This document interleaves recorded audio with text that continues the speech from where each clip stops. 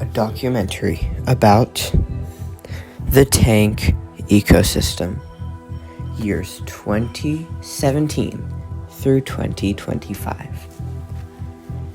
The first frog, named Speedy, was the first frog I'd ever had. The first frog that was ever in this house. The first frog I'd ever known. He was amazing. He lived in a big tank in my room. But one time we went to Lake Arrowhead on a trip, and he was well fed. But somewhat in the middle, his foot got stuck under a plant or rock in the tank, and he passed away. So 1 year later, we got Speedy 2.0, named him this in honor of Speedy. But we got him with a friend. This friend was named Adventure. Adventure was a nice frog, and he was buddies with Speedy 2.0. Sadly, 1 to 2 years later, Speedy 2.0 passed away due to a sickness. Adventure lived alone for 6 months until we got a frog named Diancie. This frog was a girl, and a frog named Umbreon to live with him. I don't know who, but somebody was mating with Diancie, and it didn't work. And we never got tadpoles, sadly. Diancie was my sister's frog, and was a big back, kept nipping at all the others. My sister gave her up because of this, and gave her to me. I named her Fatty. So, I fat-shamed a frog. Yep. So, 6 months after Fatty and Umbreon entered the tank, we got a fish named Maisie belonging to my sister, along with a loach, I think just a regular common loach, the small ones, brown ones, named Jitter, belonging to me. So Jitter was really amazing. So everybody was living peacefully in there for a while. Then another fish got added into the tank, a guppy whom me and my sister shared, named Nemo. Everything was fine until the day it started. A couple months after Nemo entered the ecosystem, my dad was washing the tank, and this usually goes well, I'll tell you that. Except my dad was trying to remove the fish from the tank temporarily to drain and wash it. But while removing Jitter, he jumped out of the tank and into the drain. So, Jitter was gone. 3 months after, Maisie was found dead in the tank due to unknown reasons. Then things were fine for a couple of months until we got them. These were 2 goldfish, one belonging to me named Mahmoud F-25 Fighter Jet Lucas Corfimals, and one belonging to my sister called Mr. McFiddleson. Now, Mr. McFiddleson is important in this story, and I like to call him Diddleson, so you'll hear me calling him Diddleson. Anyways, Mahmoud, the other goldfish, it was an albino goldfish, and it was amazing.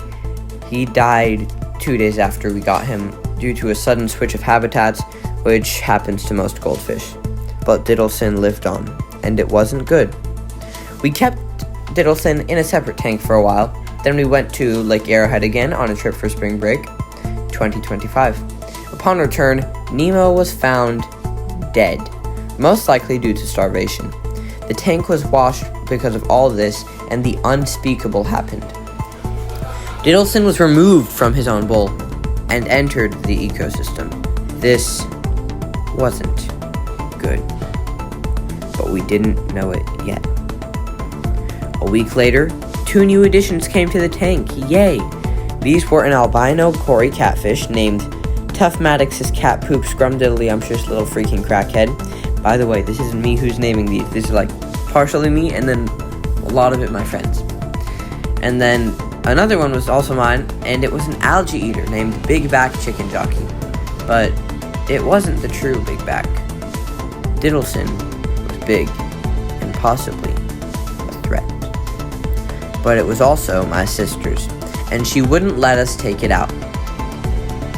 Things were going great for so long, or so we thought. The day after they got added, a literal day after, Rumors were going on around the tank that Diddleson had done the unspeakable. Diddleson ate Big Bag. This was horrible news a day after. That was bad, but it was possible that Big Bag was simply just chilling in the filter system. But 1 to 2 days later, the filter system was checked, and there wasn't even room for a fish in there, so it was confirmed. Diddleson had eaten Big Bag. Unless he lived in hiding. 1 day later, something was discovered. Umbreon, a great frog, was getting skinny and turning white, almost as if he was fading away. But this was only a theory, and it had not been confirmed to the whole tank yet. But he was getting taken care of well. Sadly, the news was getting spread, the rumors were getting spread about the sickness, and soon it was confirmed.